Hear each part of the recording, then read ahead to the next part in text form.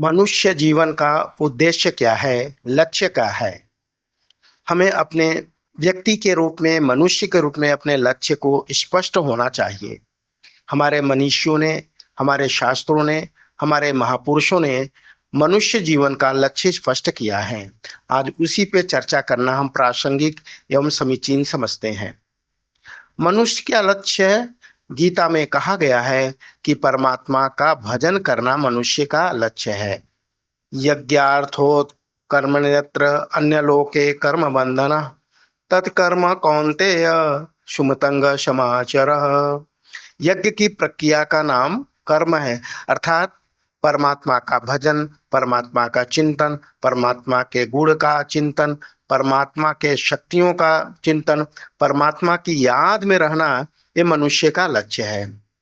अब प्रश्न आता है कि और जो कर्म किए जा रहे हैं वो क्या है? फिर उसको कर्म में क्या कहा गया है? तो वो अन्य लोग के कर्म बंधन, वो दुनिया को बांधने वाले कर्म है। जैसे पढ़ना, बेचना, खरीदना, खाना, पीना, टहलना, टीवी देखना, मनोरंजन करना, नौकरी करना, व्यापार करना, ये सब दुनिया को बांधने वाले कर्म है। ये जीवन मनुष्य जीवन का लक्ष्य नहीं है। मनुष्य जीवन का एक ही लक्ष्य है, परमात्मा का चिंतन मनन करना। अब दूसरा प्रश्न आपके मन में उपस्थित हो सकता है। उस प्रश्न को आप देख सकते हैं, कमेंट में भी कर सकते हैं, लेकिन मैं उस प्रश्न को आपके सामने रखना उपयुक्त समझता हूँ। तो क्या सर्विस नहीं करना चाहिए? क्या व्यापार नहीं करना चाहिए? बिल्कुल, हर हाल में करना ही चाहिए। और वो एक इस रूप में करना है कि वो लोक निर्वहन के लिए करना है। जैसे आपको माँ वैष्णो देवी का दर्शन करने जाना है, शिव बाबा का माउंट आबू दर्शन करने जाना है, माता पिता का सेवा करना है, तो साधन चाहिए। माता पिता की सेवा के लिए आपको साधन चाहिए, उनके वस्त्र चाहिए, उनको तेल लगाना है, तो ये साधन चाहिए। माँ वैष्णो देवी का दर्शन करना है तो ट्रेन से जाना, वो साधन चाहिए। शिव बाबा माउंट आबू जाना है तो फिर ट्रेन से जाना, वो साधन है। लेकिन लक्ष्य क्या है? माता पिता का सेवा, माँ वैष्णो देवी का दर्शन, शिव बाबा का दर्शन। इसी तरह से मनुष्य लक्ष्य है परमात्मा का भजन करना, लेकिन ये सब साधन है।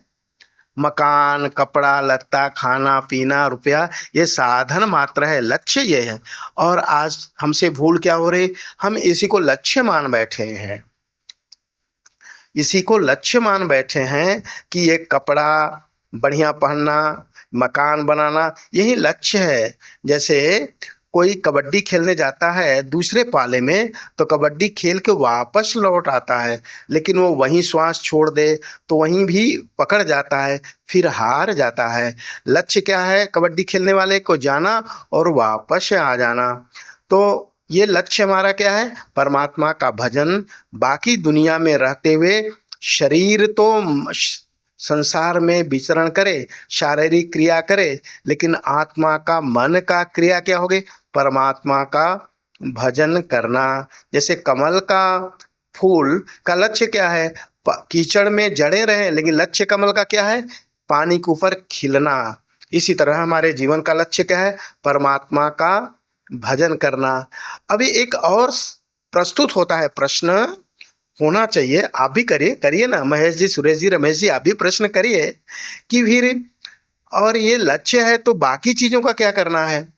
बाकी चीजें क्या कम करना है? नहीं, जितना हो सके आप करिए, अर्थ की उपलब्धियां अर्जित करिए, लेकिन वो सब परमात्मा के चरणों में समाहित कर देना।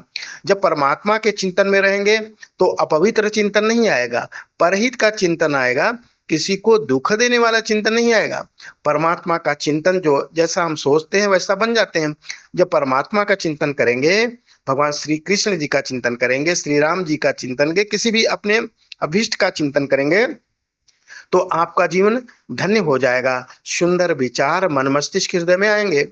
जैसे अगर कुछ नहीं बोएंगे तो घास उग ही आती है, लेकिन उसकी कटाई, पिटाई करके जब पुष्प लगाते हैं तो फिर घास नहीं आता।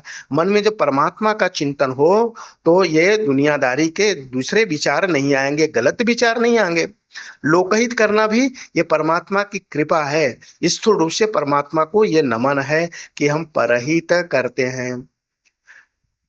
यदि भला न कर सको तो बुरा किसी का ना करना, पुष्प नहीं बन सकते तो कांटे बन के न रहना। किसी विचारक ने बहुत अच्छी रचना की है।